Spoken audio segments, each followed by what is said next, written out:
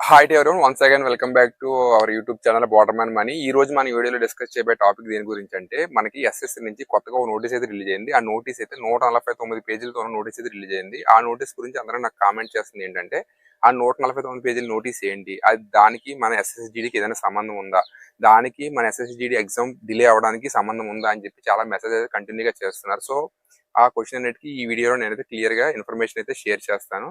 అలాగే ఈ వీడియోని ఎవరైనా మన ఫస్ట్ టైం కొత్తగా చూస్తున్నట్లయితే, ఈ వీడియో చూసే టైంలో ఎక్కడైనా నేను మీకు మంచి ఇన్ఫర్మేషన్ ఇస్తున్నాను అనిపిస్తే ఖచ్చితంగా మన ఛానల్ సబ్స్క్రైబ్ చేసి ఈ వీడియోని మీ ఫ్రెండ్ సర్కిల్లో ఎవరెవరైతే డిఫెన్స్ ఆర్ పారామిలిటరీ ఫోర్సెస్ కి ప్రిపేర్ అవుతూ ఉంటారో వాళ్ళకి ఖచ్చితంగా షేర్ చేయండి.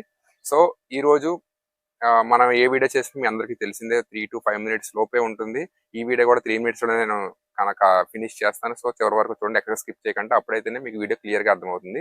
ఇప్పుడు రిలీజ్ అయిన నోటీస్ ఏంటి అంటే, 149 పేజెస్ ఉన్న పీడిఎఫ్. ఇప్పుడు కొత్తగా ఎస్ఎస్సి నుంచి రిలీజ్ అయిన నోటీస్ ఏంటంటే ఆర్ఎఫ్పి అనమాట, అంటే రిక్వెస్ట్ ఫర్ ప్రాసెసింగ్ అనమాట.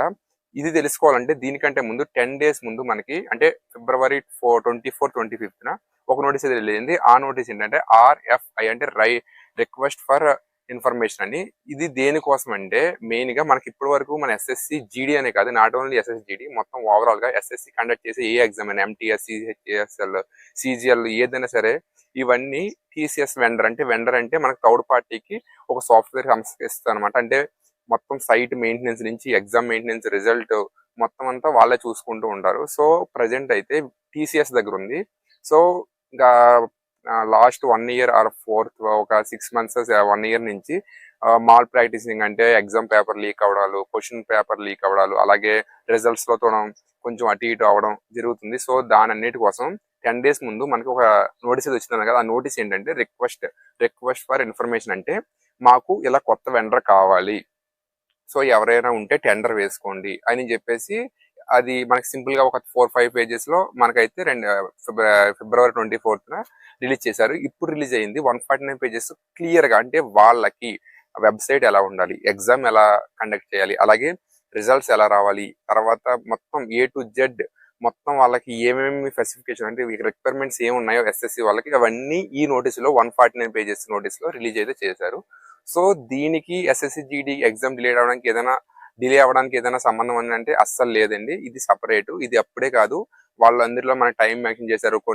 కొన్ని రిక్వైర్మెంట్స్ కి 36 months అని, 12 months అని, 3 months అని, 6 months అని, అలాగా 3 years అని కొన్ని టైం పీరియడ్ ఇచ్చారు. సో ఇది అప్డేట్ అవడానికి చాలా టైం పడుతుంది. సో కాకపోతే దానికి ఎగ్జామ్ డిలే అవడానికి ఎటువంటి సంబంధం లేదు.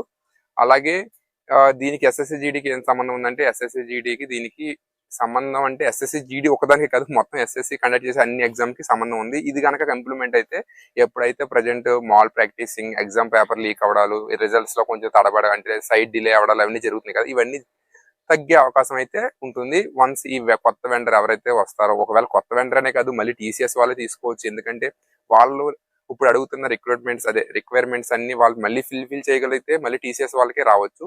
సో ఇది ఈ పీడిఎఫ్ గురించి కంప్లీట్ ఇన్ఫర్మేషన్. 149 pages మీరు చదవాల్సిన అవసరం లేదు.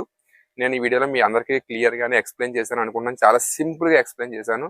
అలాగే మరొకసారి మన వీడియో మీకు నచ్చినట్లయినా, అలాగే నేను ఇచ్చిన ఇన్ఫర్మేషన్ మీకు ఎక్కడైనా యూస్ఫుల్ అనిపించినా ఖచ్చితంగా సబ్స్క్రైబ్ చేయండి, వీడియోని అయితే షేర్ చేయండి. Once again thank you for watching. అందరికీ జై హింద్.